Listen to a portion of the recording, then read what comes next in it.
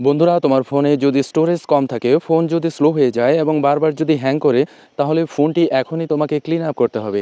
সেটি কিভাবে করবে এখনই তোমাদের দেখিয়ে দিচ্ছি। বন্ধুরা, ফোন ক্লিন আপ করার আরও অনেক সুবিধা আছে, সেটি ভিডিওর শেষে আলোচনা করব। তাহলে চলো ভিডিওটি শুরু করি।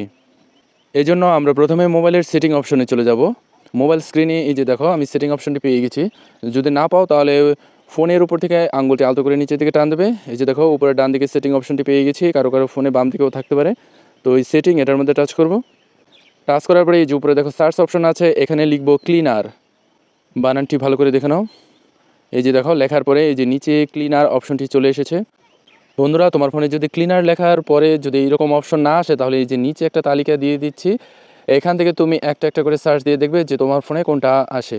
তো যাই হোক, আমার ফোনে ক্লিনার লেখার পরে এই যে ক্লিনার অপশনটি চলে এসেছে, তো এটার মধ্যে আমি টাচ করব। টাচ করার পরে এই যে নিচে দেখো ক্লিন আপ লেখা আছে, আমি এটার মধ্যে টাচ করব। দেখো, আমার ফোনটি কিন্তু ক্লিন আপ হয়ে গেছে। এবার এই ক্লিন আপ করার আরও কিছু সুবিধা আছে, সেগুলো তোমাদের সাথে শেয়ার করছে।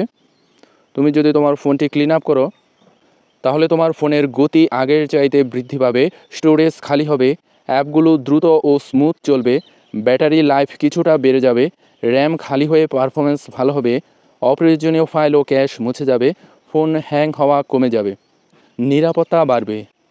আশা করি বন্ধুরা বুঝতে পেরেছো। ভিডিওটি যদি ভালো লাগে তাহলে লাইক, কমেন্ট, শেয়ার এবং সাবস্ক্রাইব করার অনুরোধ রইল।